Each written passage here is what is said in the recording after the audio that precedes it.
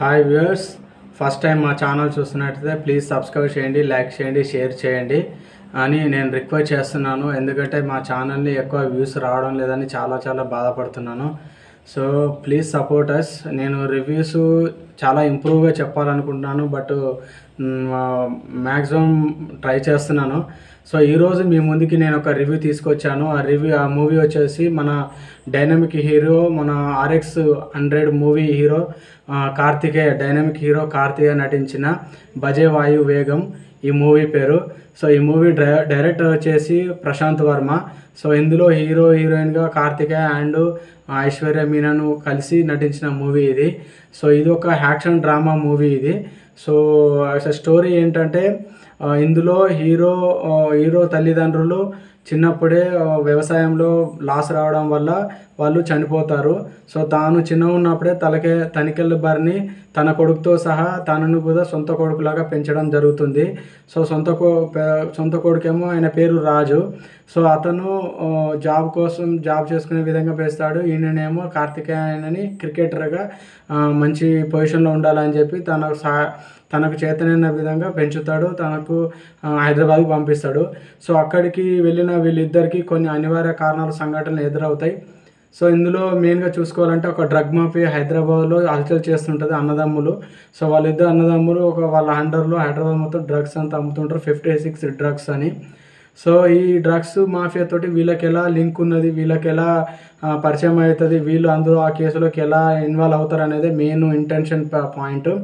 So ఇందులో ఎలా వాళ్ళ సొంత తండ్రి అయిన తనికెల్ బరిని ఎలా కాపాడుకున్నారు, తన ఆపరేషన్ ఎలా చేయించుకున్నారు, వాళ్ళకి 50 లక్షల రూపాయలు ఎందుకు అవసరం వచ్చినాయి అనే మెయిన్ ఇంటెన్షన్ పాయింట్ ఈ సినిమా చూస్తే అర్థమవుతుంది. సో ఇందులో డ్రగ్ మాఫియా తోటి ఐశ్వర్య మీనన్కి ఏం సంబంధం అని కూడా మనకు ఒక పాయింట్ ఆఫ్ వ్యూలో అందులో అనిపిస్తుంది. సో ఇందులో కార్తికేయది అండ్ ఐశ్వర్య మీనన్ది రొమాన్స్ మాత్రం ఒక బాగుంటుంది. ఇద్దరిది కాంబినేషన్లో మూవీ ఒక రొమాంటిక్ మూవీ లాగా కూడా యాక్షన్ డ్రామాగా ఈ మూవీ ఉన్నది. సో నాకు ఇందులో ప్లస్ పాయింట్స్ ఏంటి అంటే, ఈ మూవీలో మెయిన్ డైనమిక్ హీరో కార్తికేయ నటించిన పర్ఫార్మెన్స్ కానీ, యాక్షన్ థ్రిల్స్ కానీ, అతని యొక్క ఫైట్స్ కానీ, ఒక ఎనర్జెటిక్ ఫైట్స్ కానీ, ఎనర్జెటిక్ యాక్టింగ్ కానీ చాలా బాగుంది. అందులో అందాలతోటి రొమాన్స్ తోటి ఐశ్వర్య మీనన్ కూడా చాలా బాగా నటించిందనే చెప్పొచ్చు. సో ఇందులో ప్రశాంత్ వర్మ రాసుకున్న స్క్రిప్ట్కి తను అనుకున్న విధంగా ఈ మూవీ తీయగలడని అనుకుంటున్నాను. సో కొంతవరకు లాక్కొచ్చాడు. కొన్ని ప్లేసులో మైనస్ పాయింట్స్ ఉన్నాయి. కొన్ని రొటీన్ సీన్స్ లాగా అనిపిస్తాయి, ఇంతకుముందు చూసిన లాగా అనిపిస్తాయి. కొన్ని యాక్షన్ సీన్స్ మాత్రం చాలా బాగుంటాయి. సో స్టన్నింగ్ యాక్షన్ సీన్స్ అని చెప్పొచ్చు. సో ఐశ్వర్య మీనన్ కూడా తన నటనకు చాలా ఆస్కారం ఉన్న పాత్ర పోషించి తనకు న్యాయం చేసింది తన పాత్రకి. సో ఇందులో తనికెల్ బరిని కూడా తన ఏజ్కి తగ్గట్టు తన ఎక్స్పీరియన్స్ని అన్నీ కూడట్టుకుని తాను కూడా తన పాత్రకు న్యాయం చేసినట్టు యాక్టివ్ చేశాడు. సో చాలా బాగా వచ్చింది. ఈ మధ్యలో వచ్చిన మూవీస్లో ద బెస్ట్ మూవీ అంటే భజే వాయు వేగం అని చెప్పొచ్చు. కార్తికేయ కెరీర్లో RX-100 మూవీ తర్వాత వచ్చిన బిగ్గెస్ట్ హిస్ట్గా ఈ మూవీ అని చెప్పొచ్చు. చాలా బాగుంది. సో ఇంకోటి మైనస్ పాయింట్స్ ఏంటంటే, ఈ ప్రశాంత్ వర్మ రొటీన్గా కొంత దూరం వరకు ఇంటర్వెల్ వరకు రొటీన్గా వెళ్తుంది. ఇంటర్వెల్ తర్వాత కొంచెం సస్పెన్షన్గా ఈ మూవీ కథ అనేది వెళ్తుంది. స్క్రిప్ట్ అలా రెడీ చేశాడు. సో స్టార్టింగ్ నుంచి కొంచెం తెలిసిన కథలాగా అనిపిస్తుంది, బట్ ఇంటర్వెల్ తర్వాత మాత్రం ఒక సస్పెన్స్ థ్రిల్లర్గా మాత్రం ఈ మూవీ ఉంటుంది. సో అందులో ఒక చిన్న మైనస్ పాయింట్ మాత్రం మనకు చెప్పొచ్చు.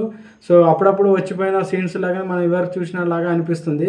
కానీ కార్తికేయ నటన అండ్ చూడాలన్న ఒక ఆతృతతోటి యాక్టింగ్ చేయడం జరిగింది. చాలా బాగా ఉంది. ప్రశాంత్ వర్మ అనుకున్న టేకింగ్కి కార్తికేయకి చాలా బాగా కుదిరింది. సో ఇందులో యాక్షన్ సీన్స్ కానీ, ఇద్దరు విలన్స్ అని చెప్పాను కదా. సో వాళ్ళిద్దరు విలన్స్లో ఒక సస్పెన్స్ వస్తుంది. చాలా ఇంటెన్సివ్గా ఉంటుంది వాళ్ళ బ్యాక్గ్రౌండ్ కానీ, వాళ్ళ ఫ్లాష్ బ్యాక్ కానీ. సో మెయిన్ టర్నింగ్ పాయింట్ కథ వచ్చేసి ఇద్దరు విలన్స్ తోటి, అన్నదమ్ములతోటే మెయిన్ కూడుకొని ఉంటుంది. హైదరాబాద్లో ఉన్న డ్రగ్ మాఫియా ఎలా వీళ్ళు హ్యాండిల్ చేశారు, ఎలా వీళ్ళని చెదరగొట్టారు, ఎలా కార్తికేయ వాళ్ళు ఎలా హ్యాండిల్ చేసి వాళ్ళకి హెల్ప్ చేశాడు అనే విషయం మీద చాలా ఎఫెక్టివ్గా ఉంటుంది ఈ మూవీ.